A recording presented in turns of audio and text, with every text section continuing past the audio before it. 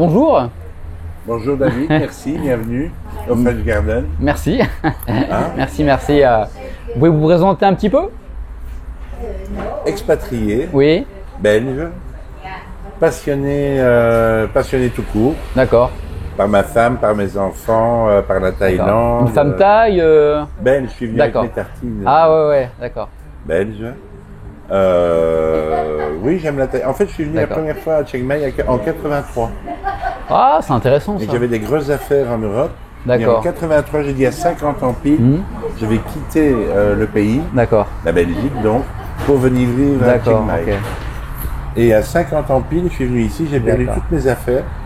Ça m'a coûté D'accord. cher, mais je suis heureux d'être ici. Et tiens, ça va être intéressant juste, c'est entre 83 et maintenant, il y a des trucs qui ont vraiment changé sur Chiang Mai, Ah oui. une évolution. Ça de quoi les trucs les plus... Bah, déjà, il n'y avait pas beaucoup de touristes, il n'y avait pas de bar à filles, il n'y avait pas toutes ces autoroutes.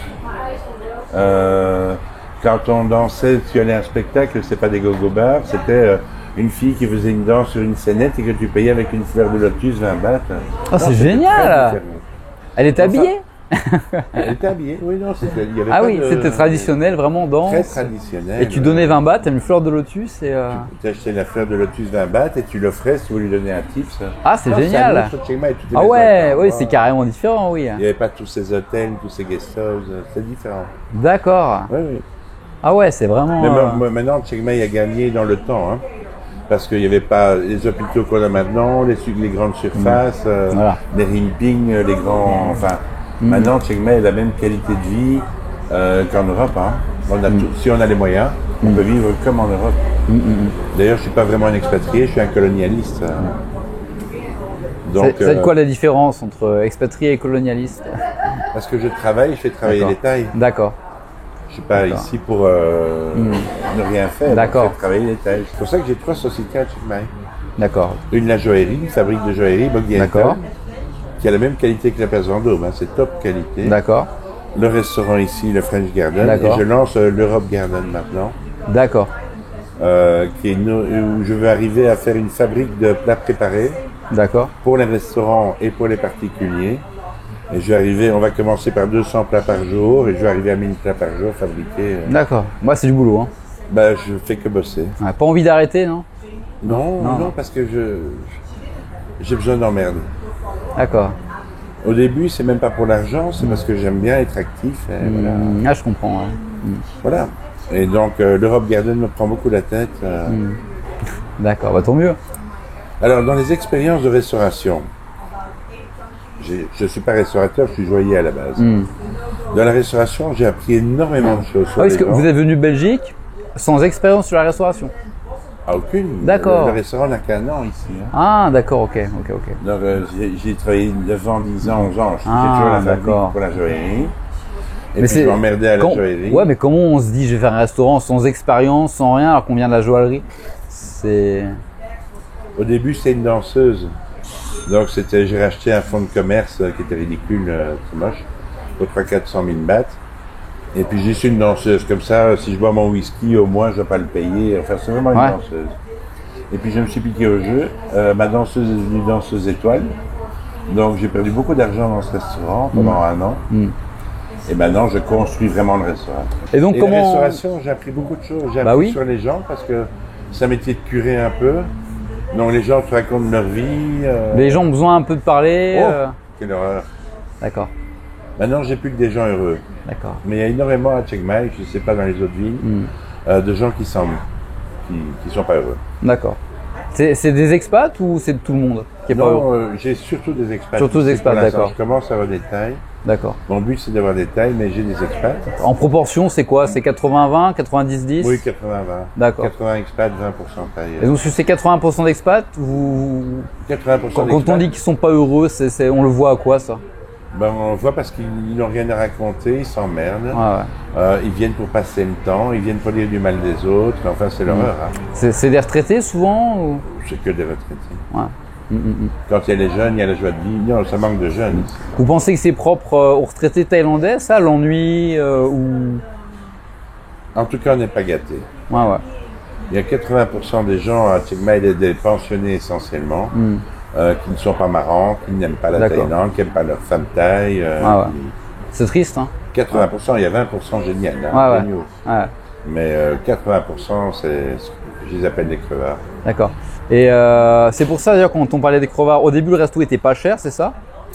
Au début, le plat, c'était 150 bahts. Le plat, d'accord. Avec un plat du jour chaque jour et tout ça. Le plat le plus cher était à 170 bahts. D'accord, J'ai commencé comme ça. J'ai perdu 80 000 bahts par mois d'accord. en faisant ça. Plus les ennuis, le sel est trop salé. Enfin bon, c'est l'horreur. D'accord. Et donc j'ai amélioré le restaurant au fur et à mesure. Et puis j'ai fait partir une bonne partie de la clientèle de crevards, D'accord. qui viennent plus, pour mon bonheur. D'accord. Et depuis que j'ai viré tous ces gens, le restaurant est rentable. Bah, d'accord. Et donc les crevards, vous pensez qu'on dit crevards parce qu'ils sont radins ou parce qu'ils n'ont pas d'argent? Non, parce qu'ils sont médiocres. D'accord. Donc ça veut dire qu'ils ne supportent pas ce qu'il y a en dessous d'eux. Ils n'aiment pas les Arabes, ils n'aiment pas les... Tu vois, tout ce qui est en dessous d'eux, ils ont vraiment du mépris. Et tout ce qui est au-dessus d'eux, ils n'aiment pas. Donc, ils sont juste dans un milieu de médiocres, ils ne bougent pas de là. D'accord. Ils sont des gens méchants, D'accord. que je fréquente plus. Ouais, C'est mon bonheur. c'est une gamme qui n'est pas intéressante Il faut financièrement, surtout pas. mentalement. Non. d'accord. Non, en fait, dans le concept d'entreprise, comme je t'ai dit au début, c'était une danseuse, donc j'avais fait ça pour m'amuser, pour avoir mon verre gratuit.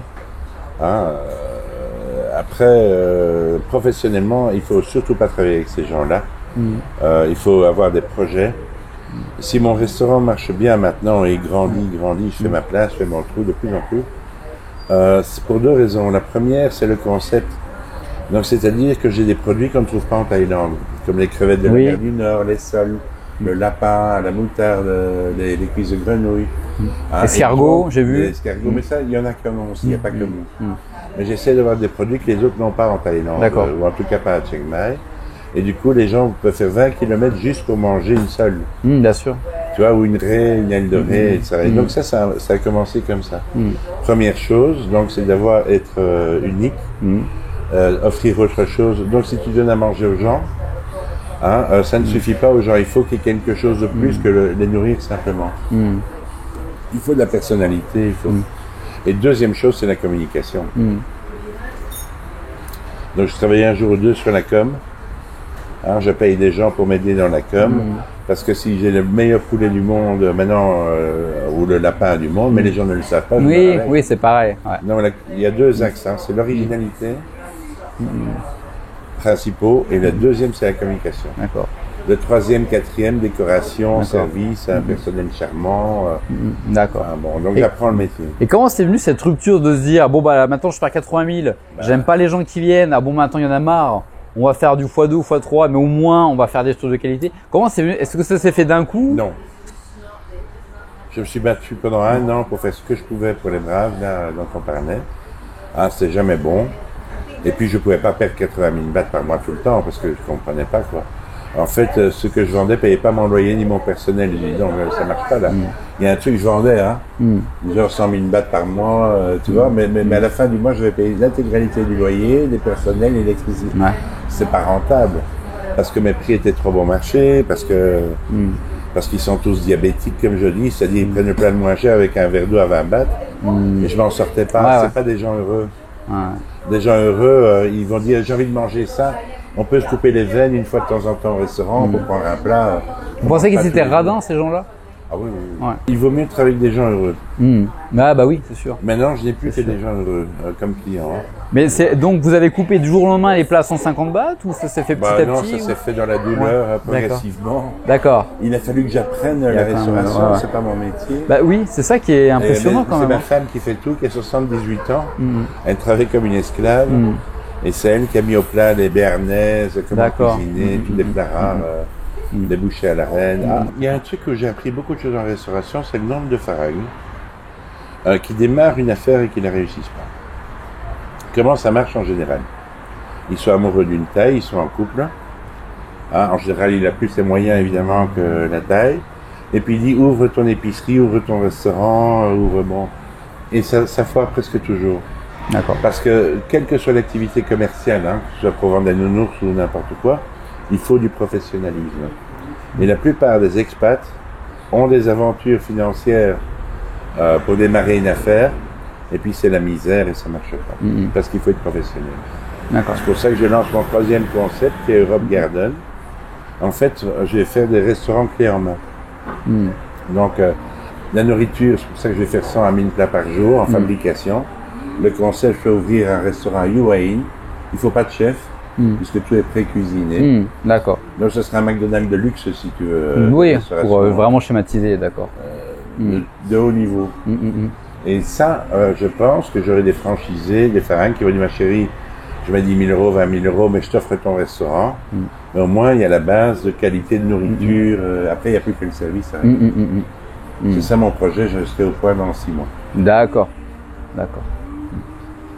Et est-ce qu'il y a, du coup, quand l'augmentation des prix s'est faite, il y a des gens que vous aviez jamais vus, je suppose, qui sont venus là? Tout le temps. D'accord. Tout le temps. D'accord. Qui, à la base, ne venaient pas? Non, ils viennent pour les soldes, donc je découvre tout un monde. En fait, en 10 ans, j'ai découvert les 50 personnes à peu près l'un dans l'autre qui font la pluie et le beau temps à Chiang Mai, qui sont pas gentils, je le redis. Bon. Mais en fait, il y a 3000 francophones à Chiang Mai. Mais les gens heureux ne vont pas dans les bars, ne draguent pas les filles, ne disent pas du mal des autres, donc ils vivent chez eux. Et par le restaurant, j'ai découvert des gens heureux qui vont au restaurant une fois par mois ou tous les 15 jours. Bon. Hein, et ces gens-là ne se mélangent pas avec les autres. Ils ne se mélangent pas. Et c'est ça mon fonds de commerce maintenant. D'accord. Donc on vient de faire du nouveau foie gras, on a fait du chapon. Il faut trouver du chapon, j'importe beaucoup de repas. D'accord. Donc il faut trouver des produits qu'on ne trouve pas. C'est pas dur d'importer du frais d'Europe, il faut... Non, c'est bien organisé. D'accord. J'achète à Rungis essentiellement. Donc il y a un trader en France, mais surtout un trader à Bangkok. Et quand je travaille par exemple la seule, on va dire, elle est sur le marché en France jeudi. Le vendredi après-midi, c'est dans mon restaurant. Ah oui. Avec le décalage horaire, il y a 12 heures de bonus. Donc c'est toujours le vendredi que je suis livré, mais c'est acheté le jeudi. D'accord. Tout vient par avion. D'accord. Ouais, génial. C'est merveilleux. Évidemment, dans ma communication, il y a des gens méchants, vous n'avez pas honte. Pourquoi est-ce que vous faites un restaurant français en Thaïlande quand on est en Thaïlande, on mange thaï? Ouais. C'est encore une fois un trou de balle à coulisses. C'est comme s'il n'avait jamais été dans un restaurant chinois en France. Donc ça j'ai, tout le temps. Vous n'avez pas honte pour l'empreinte écologique de vendre une seule de la mer du Nord à Chiang Mai. Donc il y en a partout, c'est comme ça. Mais c'est à 1%, c'est pas... Voilà. Non, ce qu'il faut pour réussir en Thaïlande, c'est une structure et de la passion. Donc vous expliquez le plantage par le manque de professionnalisme, en fait. Oui. Ouais, souvent. Hein. Ouais. Oui. Il suffit pas d'ouvrir un restaurant pour qu'il marche. Tu vois un restaurant, du coup je vais avoir du monde. Non. Il faut avoir des produits que les Thaïs ne font pas. Les Thaïs sont redoutables, on le sait. Donc on a le street food, on a des restaurants Thaïs qui travaillent sans marge. Le gars, s'il a gagné 30 bahts sur un plat, il s'en sort. Moi, je peux pas. Je peux pas gagner 30 bahts sur un plat. Je veux pas gagner beaucoup, mais quand même. Et donc, il y a une concurrence féroce. Donc, c'est pas si évident de justifier son prix sans être trop cher. Il y a des restaurants qui sont très chers, très haut de gamme. Trop cher pour moi, je trouve que c'est un peu excessif. Mais le tout, c'est de trouver le bon équilibre. Mais communication et bon produit. En suant bien, ça paye. D'accord. Et la joaillerie, du coup, vous en faisiez en Belgique à la base? J'étais place Vendôme, Roulemont, c'était très connu, si tu regardes. D'accord. J'étais un seigneur dans ce domaine à l'époque. D'accord. Et puis, comme je suis venu en Thaïlande, j'ai perdu beaucoup en Europe, puisque loin des yeux, loin du cœur, j'ai été ruiné en Europe. Et j'ai remonté une joaillerie ici, Boggy Toll. D'accord. J'ai vendu mon nom, en fait, Roulemont. Et puis j'ai monté une nouvelle boîte ici. D'accord. Vous faites quoi comme gamme là dans les bijoux? La plus haute qualité. D'accord. Mais la gamme de prix, si on travaille de l'argent, ça peut être 3000 bahts, 5000 bahts, 100, 150 euros. Mais ça peut aller jusqu'à 1 million de bahts, 25 000 euros, 30 000 euros. D'accord. On travaille des lignes de stylo, mais je te montrerai quand tu viendras à Chiang Mai. C'est plus parce que. Je suis à Chiang Mai. On prend une vidéo, la bijouterie. Je suis encore parti. Hein. D'accord, ok. C'est aussi un challenge, la joaillerie. Non, c'est intéressant ce que vous dites. Parce que moi, j'avais au départ, pour parler de moi, mais j'ai eu le même souci sur les prix. Quand j'ai augmenté, les gens étaient plus heureux, je gagnais plus ma vie. Moi, ouais, j'ai pas changé mes prix, j'ai changé mes plats. aussi. J'ai pris les mêmes marges, mais j'ai travaillé des produits de meilleure C'est vrai qualité. que du Ray au Cap, du Wild Soul, C'est la pas poire cher. Belle Hélène, je sais pas où c'est qu'il y en a ici. Un lapin à la moutarde, c'est pareil. Ouais, Non, il n'y a c'est- pas. Ouais. Je cherche toujours des produits qu'on ne trouve pas. Et votre chef est thaï ou français Non, du coup? c'est ma femme qui a formé les D'accord, chefs. d'accord, ok. Maintenant, ils sont autonomes. Viviane, qui a 78 ans, 78 D'accord. ans. Elle est toujours occupée à cuisiner. Elle travaille pour moi maintenant. Là, D'accord. elle n'arrête pas. C'est une chienne de guerre. D'accord. Votre femme vous aide un petit peu dans le restaurant du coup? Ah bah, énormément, elle n'arrête Ouais. pas. D'accord, ok. Mais à la maison, elle prépare les plats, les recettes. D'accord. Et puis, elle forme les tailles. Il y a un truc qu'on dit, je pense que vous l'avez confirmé, c'est la difficulté peut-être d'avoir des salariés dans la restauration. Oui. Bah, alors là, c'est pas facile de trouver des gens qui ont envie de travailler. Ça, c'est vrai. Maintenant, il faut bien les payer aussi, parce que souvent, ils sont payés avec mal payés. Il est évident qu'un taille qui est mal payé ne reste pas chez vous. Bah, même un Français qui est mal payé, il reste pas dans. Mais, Oui, oui, non, mais c'est ici, pareil. c'est le plein emploi. Ouais. En France, Ah, il ouais. a le feu. Oui, c'est vrai. Ici, ils s'en foutent. Parce qu'il y a un emploi. Moi, quand j'ai commencé, je suis né en 60. Dans les années 80, à Bruxelles, on quittait son emploi comme ça parce que c'est fou l'emploi. Ouais, J'aime pas le patron, je trouve un boulot, quoi. ouais. Hein, ce qui est plus tellement le cas en Europe. Mais ici, c'est encore comme ça. Donc, à la moindre susceptibilité, à la moindre humeur, le gars, il vous claque dans les doigts. Il ne va rester que pour deux raisons. La première, parce que vous le respectez en tant que travailleur. Et la deuxième, c'est parce que vous le payez bien. D'accord. Alors, les tailles sont fidèles. Parce que sur Chiang Mai, un Thaï qui arrête dans un restaurant, il peut retrouver un boulot dans un restaurant quelques jours après. Oui, oui, oui. D'accord, sans problème. Aussi mal payé, aussi mal respecté. D'accord, Et puis, il va travailler 15 jours là, un mois là, et puis il continue comme ça. d'accord. Mais les bons travailleurs, il y a quelques bons restaurants à Chiang Mai. Moi, je vais en citer trois. Il y a la Terrasse, il y a le Bistrot, il y a Jackie. Mais on a tous le même personnel depuis des années. Parce qu'on les paye bien et on les respecte. D'accord. Mais en général, le personnel... Est-ce qu'il y a un management différent de manager un Belge ou un Français d'un Thaï? Est-ce qu'il y a des trucs différents?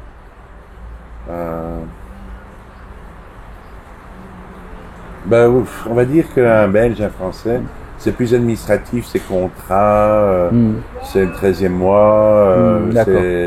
en Thaïlande, c'est plus impulsif, c'est D'accord. plus simple. Est-ce qu'il y a une susceptibilité peut-être qu'il n'y a pas en France ou en Belgique? Vous l'avez senti ça? Le fait de garder la face, d'avoir sa fierté? Ah oui, Oui. oui. D'accord. Est-ce Oui. qu'il faut être sur un management directif où on dit les choses? Ou est-ce Non, qu'il faut prendre il faut des... être ferme, mais au bon moment. D'accord. Il ne faut pas harceler les gens en disant il ne faut pas faire ça. Ça marche pas? Mais si on laisse faire, ça ne marche pas non plus. Ouais. Donc il faut serrer la vis, mais avec D'accord. subtilité. D'accord. D'accord. Est-ce que vous avez quelque chose à rajouter par rapport à tout ça? Je pense qu'on mettra, si vous êtes d'accord, le lien vers vos boutiques ou restaurants ou quoi dans la description. Je dirais que pour ceux qui ont du courage et de l'intelligence, il y a moyen de réussir en Thaïlande pour démarrer une affaire, mais il faut de l'intelligence et du courage. Il y en a peu qui réussissent, mais je connais des gens qui ont réussi à faire leur trou en Thaïlande, à bien gagner leur vie, à être heureux, c'est-à-dire en vivant la Thaïlande à l'aise. Il y a moyen. Il y a moyen de le faire. D'accord. Mais il y a beaucoup d'appelés, peu d'élus. Ouais, comme d'habitude, ouais. Écoutez, je vous remercie beaucoup d'avoir participé. Merci. N'hésitez pas à partager, liker comme d'habitude, même laisser des mauvais commentaires, ça me fait plaisir et ça fait rigoler. Et puis bon week-end. Puis merci. Merci, David. Merci, J'allais dire David. merci d'être venu, mais non.